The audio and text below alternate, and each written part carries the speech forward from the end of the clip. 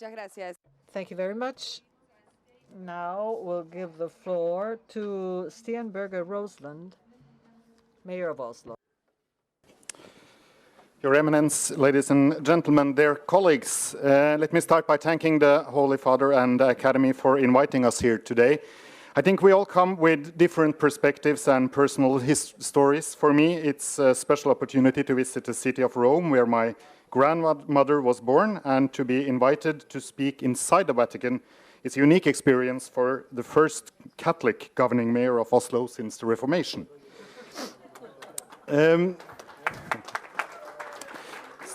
Successful solutions to challenges like climate change start with our own cities and require that we cooperate with citizens and peers.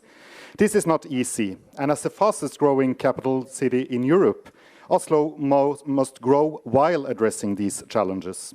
In order to achieve this, Oslo has adopted principles for growth, and those are responsibilities, accountability, and sustainability.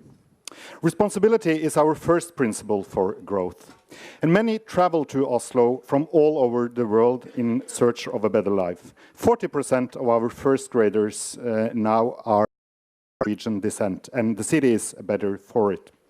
We enjoy a low unemployment rate in the city of around 3.5%, and we have a solid welfare state. Like many countries, Norway depends upon labor immigration for economic development.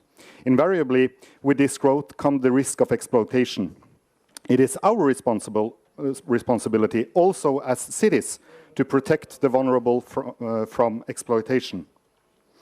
To take the most severe forms of modern slavery, we in 2009 made the purchase of sexual services illegal in Norway. It is not a criminal offense to be a prostitute, but it is illegal to be a customer. And listening to Carla this morning, I found myself even more certain that it is the right practice to ban the buying of other persons. Evaluation of the law shows that the ban has contributed to a lower demand and purchase of sexual services in the city as well as in Norway. Our second principle of growth is accountability. Following our principles of growth, we conduct procurement with an emphasis on social responsibility and accountability. A good place to start is enforcing labor rights. I thought I would share some practical measures we have taken in our city, within the city government, in doing this. Firstly, we have established an arena within the city administration for exchange and experience of information on economic criminality called the legal team.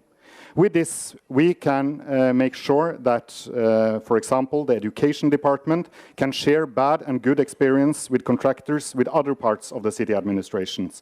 Bad contractors will then be blacklists.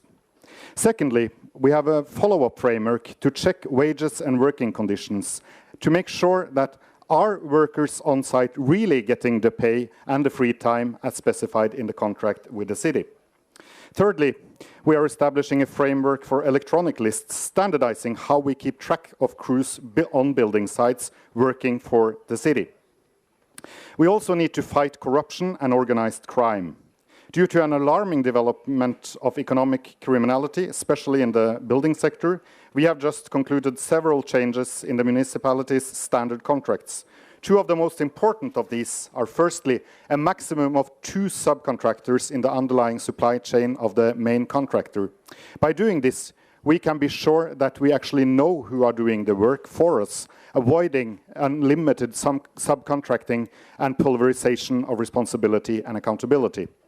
Second, reserving the right for the municipality to carry out necessary controls at our choosing and at our time. Ensuring clear and accountable standards, processes and follow-ups not only prevents social dumping, but also supports our fight against corruption. Our goal is sustainability. In addition to developing our city in a responsible and accountable way, we need to enable that cities develop sustainable.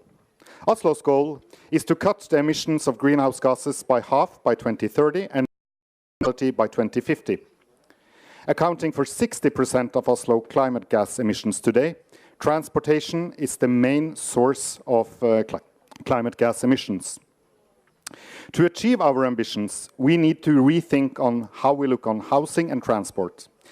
Cities of the future must be densely built, where the need for transport is reduced, and by building sustainable housing around already existing transport hubs. Making it easier to walk and cycle instead of using cars will reduce pollution, and fewer cars and roads make more room for bike paths and parks. We also have a comprehensive strategy for implementing zero-emission vehicles, and per capita, Oslo now has the highest number of electric vehicles in the world, making us the electric vehicle capital of the world. Cities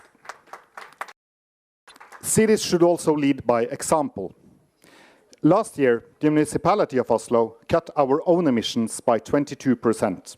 And because of this, I find it easier now to ask for similar cuts by our local businesses and also our local inhabitants. Leading by example makes leading much easier. For growth are much like the principles of a marathon runner.